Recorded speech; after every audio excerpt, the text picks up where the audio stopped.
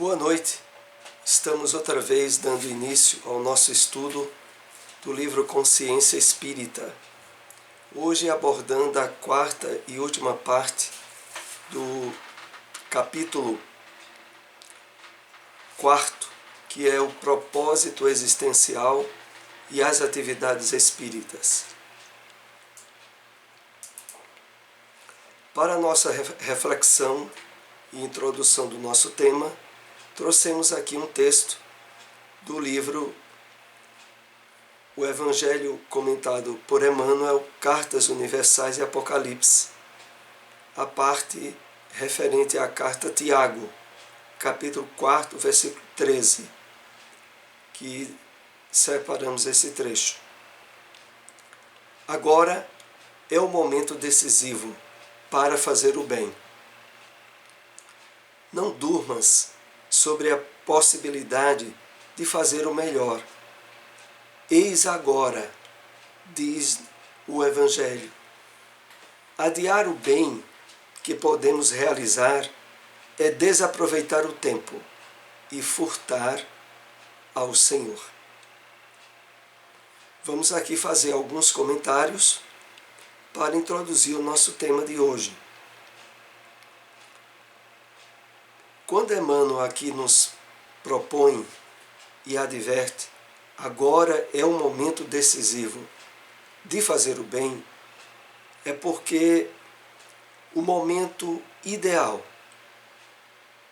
o instante mais adequado, de máximo aproveitamento nosso na atividade do bem, sempre será o momento presente. Aonde Emmanuel aqui nos compartilha esses esclarecimentos, dizendo de que, ao expressar não durmas sobre a possibilidade de fazer o melhor, é o fato de que nós devemos sempre estarmos atentos ao aperfeiçoamento, à melhoria da nossa sintonia e, sobretudo, da nossa atuação na atividade do bem. E ele lembra a passagem do Evangelho que diz: eis agora, chamando a atenção, como havíamos dito, para o momento agora de fazer o bem. E finalizando, ele diz: adiar o bem que podemos realizar é desaproveitar o tempo e furtar ao Senhor. Lembramos aqui, logo no início do livro Caminho, Verdade e Vida, aonde Emmanuel, na mensagem intitulada O Tempo, nos adverte de que o tempo pertence ao Senhor. Nós recebemos a título de empréstimo, de uma temporária expressão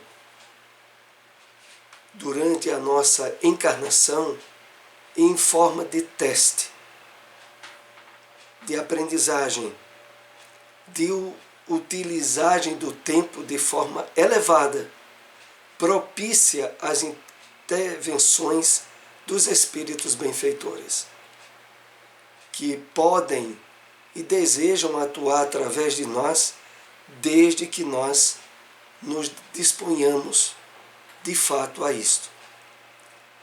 Então, esses são apenas alguns pontos para darmos início aqui ao nosso estudo, que estará abordando o propósito existencial e as atividades espíritas,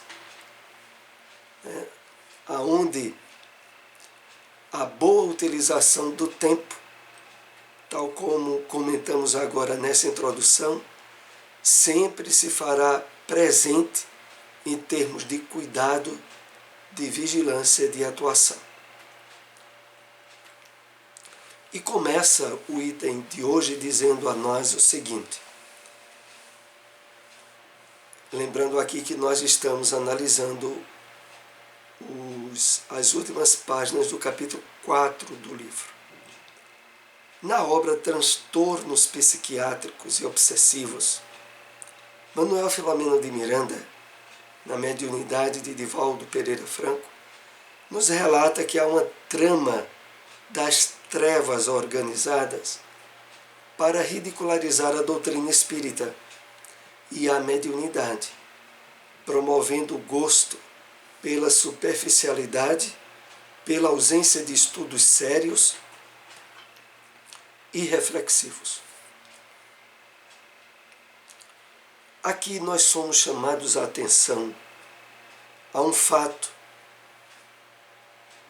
dos mais importantes, que é do mesmo modo que na Terra existem organizações para o bem, organizações filantrópicas, de caridade, de incentivo à vivência do Evangelho do Cristo.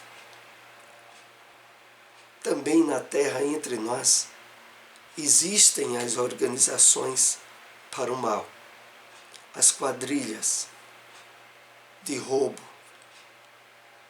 de armações a prejuízo do bem público. E no plano espiritual, ao redor da Terra, acontece o mesmo. Quando a doutrina espírita nos adverte, tal como na obra Transtornos Psiquiátricos e Obsessivos, dessas organizações das trevas, não é para nos causar nenhum medo ou não é para nos dar algum esclarecimento que não seja tão importante. É porque é uma realidade do mundo astral ao redor da Terra. E nessas organizações direcionadas na sua maldade a ridicularizar a doutrina espírita e a incentivar o uso da mediunidade de forma desequilibrada, como aqui é colocado, promovendo o gosto pela superficialidade, aonde os objetivos sublimes e elevados que o intercâmbio espiritual deve propiciar são desvalorizados, a intromissão desses espíritos é uma realidade, poderíamos até assim dizer, palpável. Prossigamos.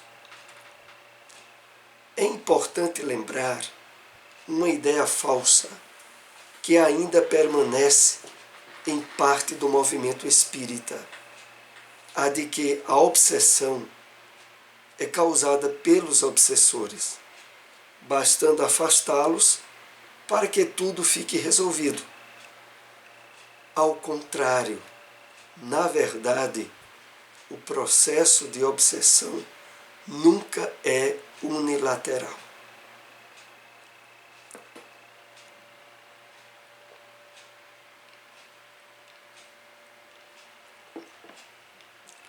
Então, mesmo no movimento espírita, por falta de melhor esclarecimento e de estudo, muitos podem pensar que a causa principal e muitas vezes única de um processo obsessivo seria a intervenção única dos espíritos obsessores. E que a terapia prática e que resolveria a questão seria apenas o afastamento desses espíritos. É claro que um estudo mais atento, mais dedicado à questão da obsessão, colocaria de lado esse tipo de raciocínio. Na verdade, como o texto aqui nos chama a atenção, o processo de obsessão nunca é unilateral, nunca é apenas de uma parte, quer seja de espírito encarnado ou de espírito desencarnado. Ela sempre se verifica de uma forma bilateral. conjunta, aonde a terapêutica espírita bem direcionada irá sempre abranger tanto ao espírito obsessor quanto ao obsidiado. Porque para que o processo exista e tenha continuidade, há uma interdependência. A obsessão começa nas matrizes que o espírito encarnado traz em si mesmo e que são utilizadas pelos desencarnados que desejam a sua perturbação. Então,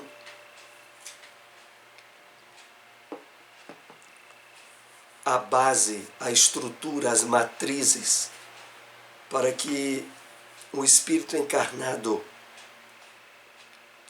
esteja sendo vítima de um processo obsessivo, essas matrizes estão dentro do próprio espírito que é obsidiado.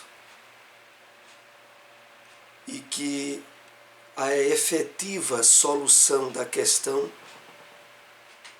torna-se imprescindível todo um trabalho de reforma íntima, de mudança de hábitos mentais, do despertamento de uma sensibilidade para o bem, para a reforma íntima. Isso é imprescindível na solução definitiva de qualquer processo obsessivo. Num planeta de expiação e de provas, como é de fato a Terra, as influências espirituais sempre irão acontecer, junto à grande maioria de pessoas que ainda se comprazem com o mal. Se a criatura humana ainda se sente bem em ser atuante em áreas de desequilíbrio, de maldade, evidentemente, as influências espirituais obsessivas sempre estarão presentes, enquanto esse foco durar. O que é preciso, de uma vez por todas, resolvermos em nós é assumir a responsabilidade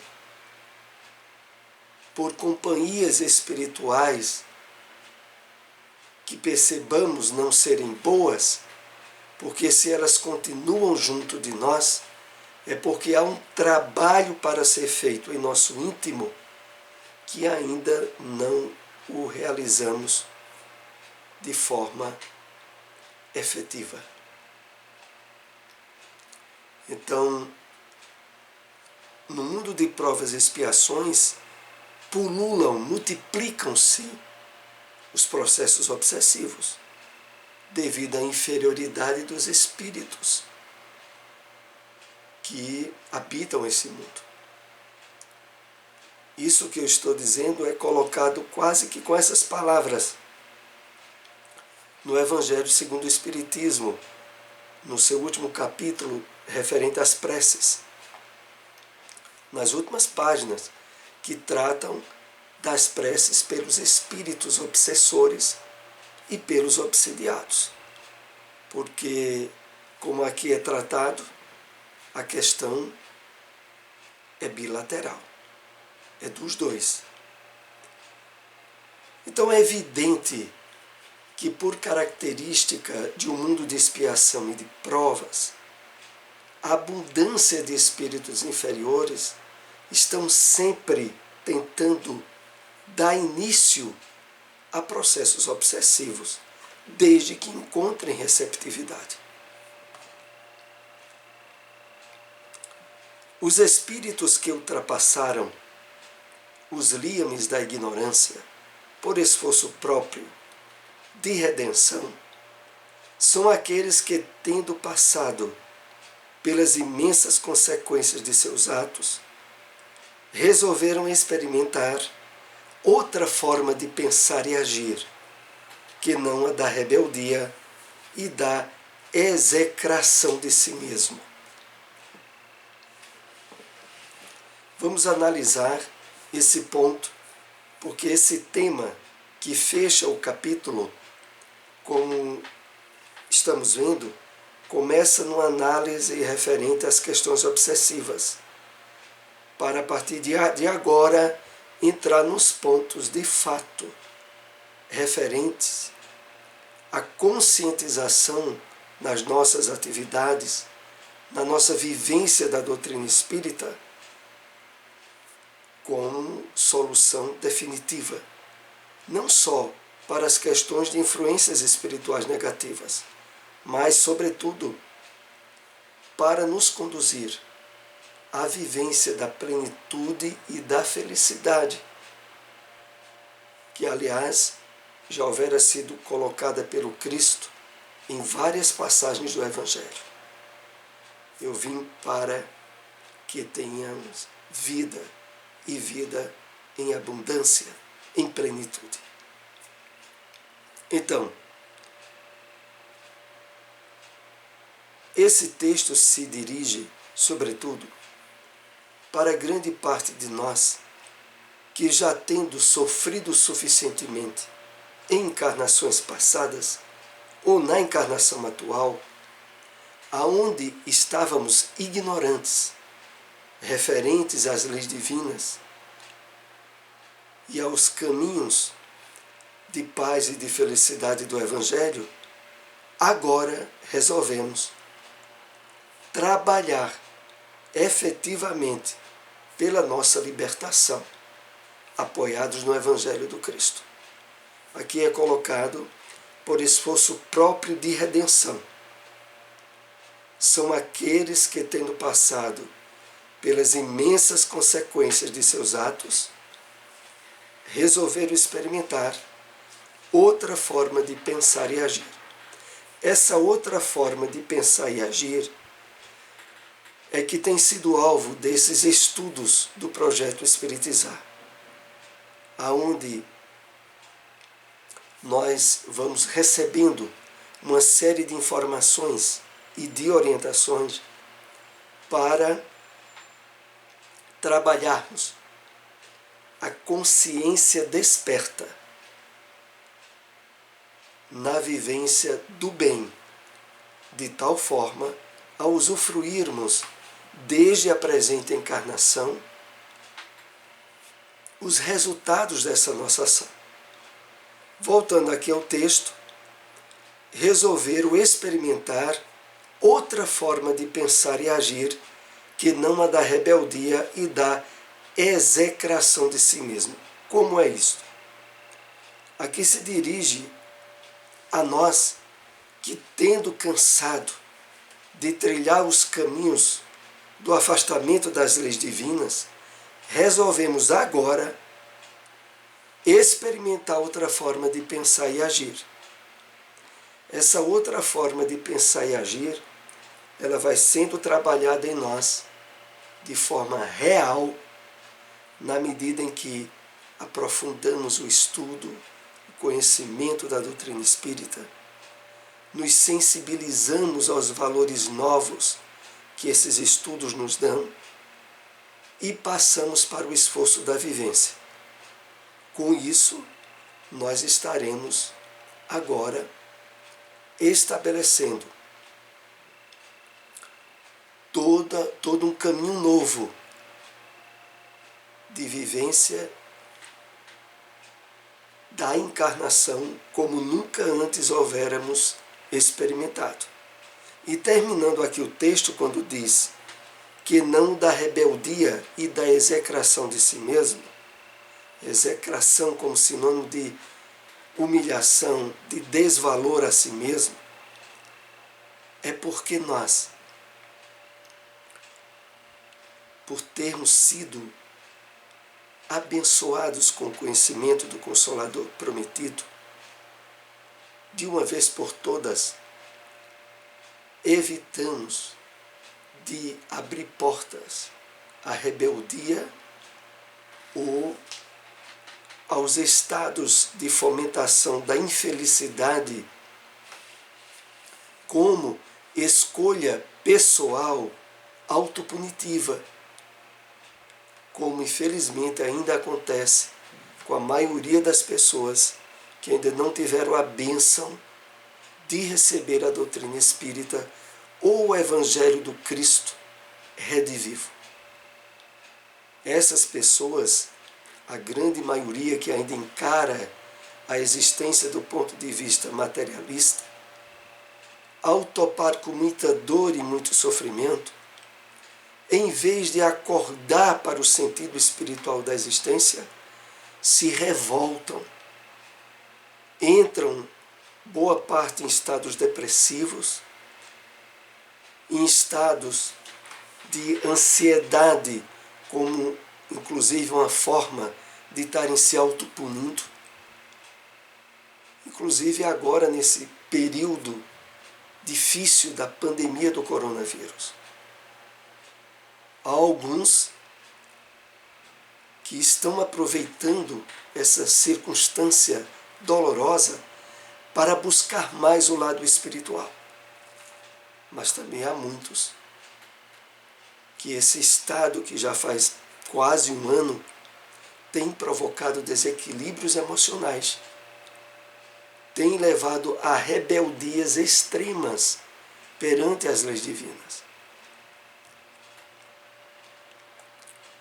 Por si sós, os convites que recebemos, mediante as experiências de desafio de todos os dias, não resultarão em crescimento se não nos propusermos ao mergulho na vontade de sermos felizes, como propósito existencial maior em nossas vidas.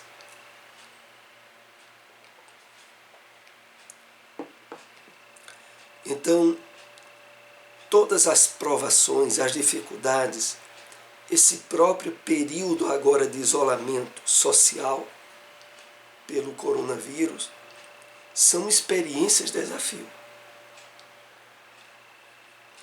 E que podem nos fazer crescer espiritualmente, positivamente, desde que o queiramos.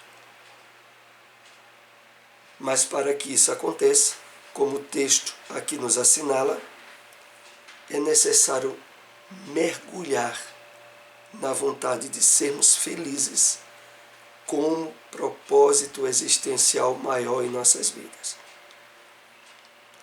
Ser felizes como propósito existencial, aqui se refere também a estarmos nos habilitando pelo trabalho da reforma íntima, da sensibilização ao bem, as aberturas intuitivas para recebermos e estarmos atentos às influências dos espíritos que desejam e nos apoiam na realização dos propósitos existenciais que trazemos. Lembrando aqui que esses propósitos existenciais são assinalados pelos compromissos que assumimos antes da presente encarnação. E eles levarão, desde que executados, a um nível de paz e de felicidade íntima que nunca antes havíamos usufruído em reencarnações passadas.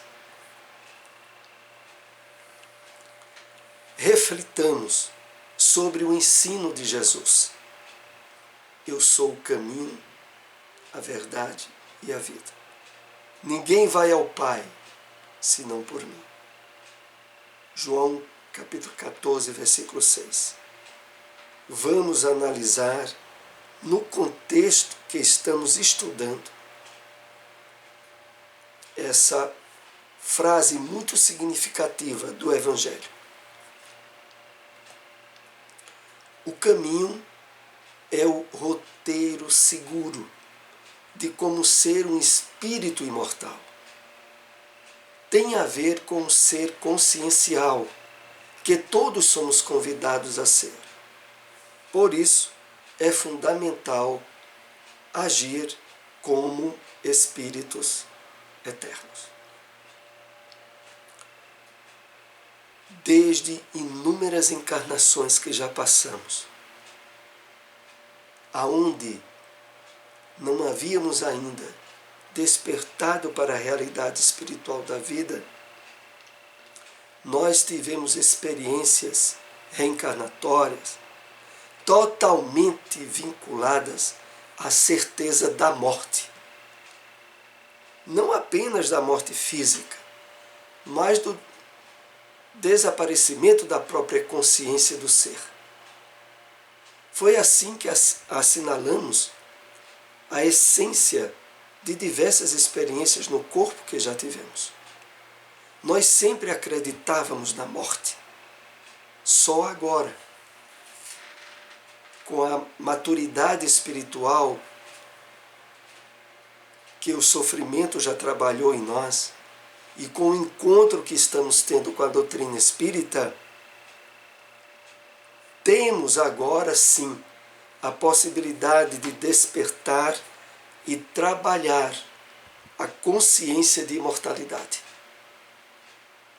de nos percebermos, de pensarmos, de sentirmos como espíritos imortais.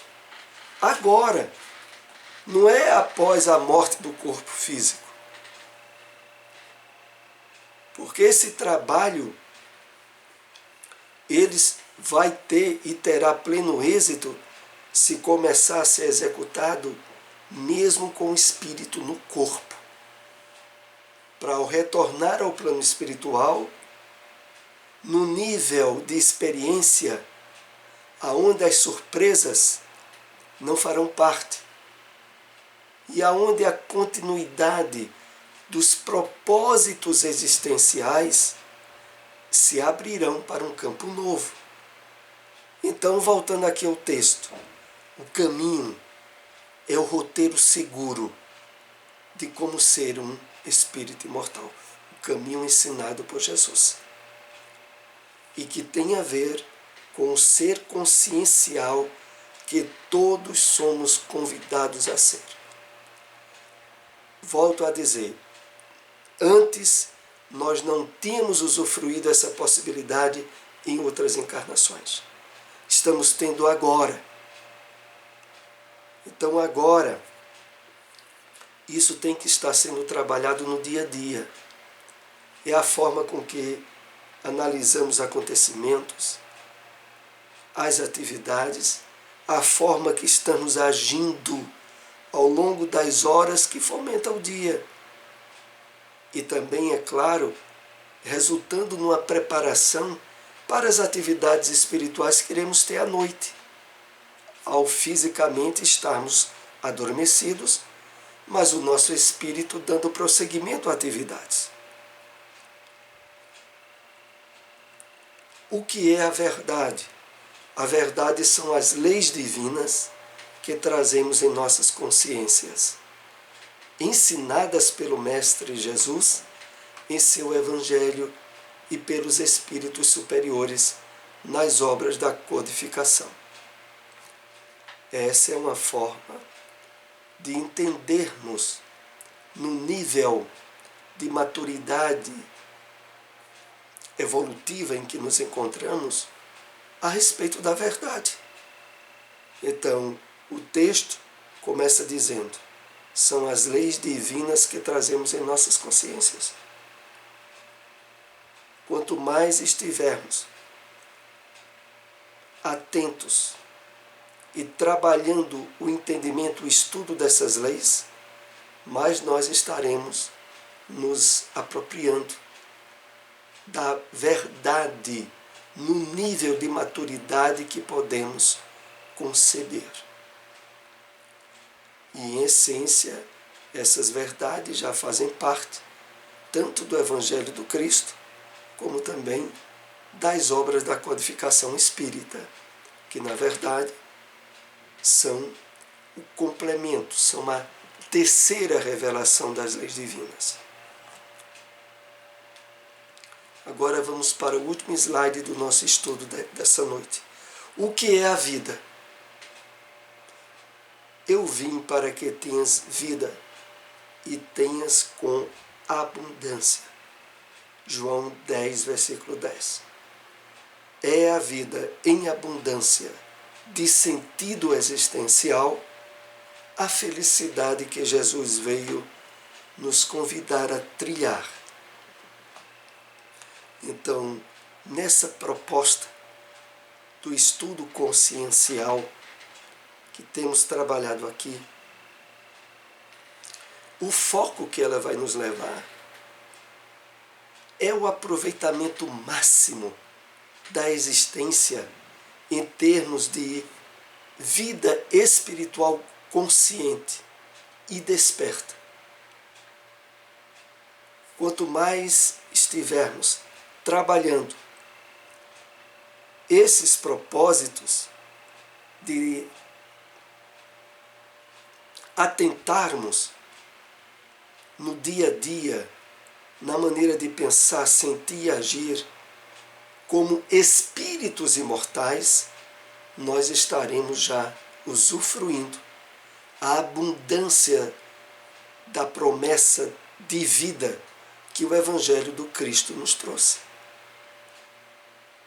Ao mesmo tempo em que estaremos realizando os propósitos existenciais, os objetivos maiores da nossa presente encarnação, que podem e devem ser perfeitamente executados.